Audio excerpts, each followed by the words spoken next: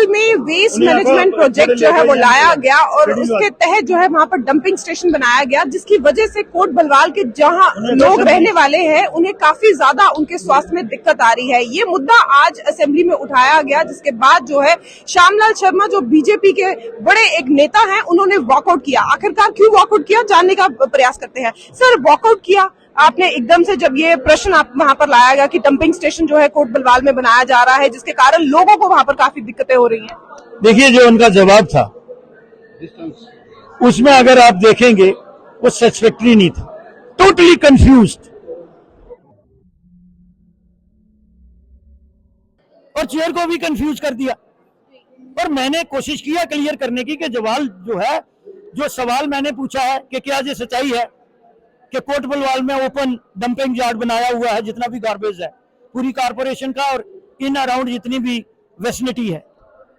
तो उसका जवाब उन्होंने दिया कि हम साइंटिफिक जो सॉलिड वेस्ट मैनेजमेंट है वो वहां बीइंग डेवलप्ड। फिर मैंने उनको बी पार्ट में पूछा था कि ये जो ओपन में है ये बीमारियों का कारण बन रहा है, लोगों की हेल्थ का, और वहां के आस पड़ोस के इन्वायरमेंट पे जो है, माहौल पे जो है वो पोल्यूट कर रहा है।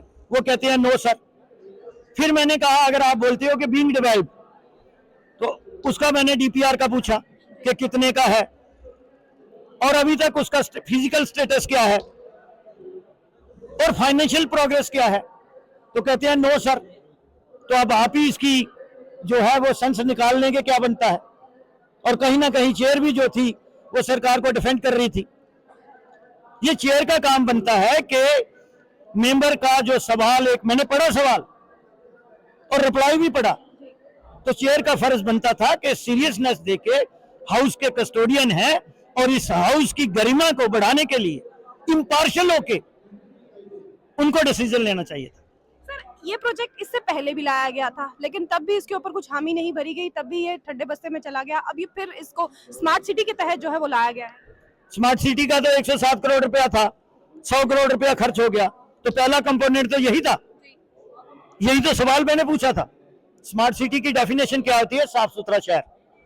जब आपका दुनिया भर का टनों के हिसाब से कचरा निकलता है तो उसका मैडम जी कोई डिस्पोजल ही नहीं है, तो सरकार की सीरियसनेस कैसे बनती है?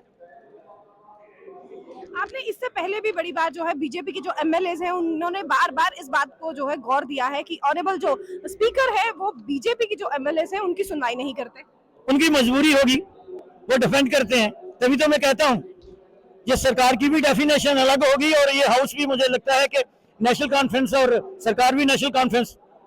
सर, वीरवार की अगर बात करें तो वीरवार को जो है चीफ मिनिस्टर उमर अब्दुल्ला ने ग्रांट्स का रिप्लाई दिया, जहां पर उम्मीद ये की जा रही थी कि शायद डेली वेजेस को लेकर कोई वो एक बड़ी बात कहेंगे, लेकिन ग्रांट्स में उन्होंने ग्रांट्स के रिप्लाई में कुछ भी नहीं कहा। और उसके बाद से जो है देखा जा रहा है प्रोटेस्ट जो है वो लगातार पीएचई डेली वेजेस के जो है वो चल रहे हैं। इस समय जम्मू के कई क्षेत्रों में पानी जो है वो बंद कर दिया गया है, लोगों को भी खासी दिक्कतों का सामना भी करना पड़ रहा है।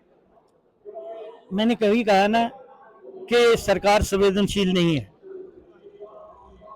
और ये अच्छी बात नहीं है कि 7 साल के बाद लोगों की चुनी हुई सरकार जहां बनी है और जिस तरीके से सरकार की डेफिनेशन चेंज हुई है।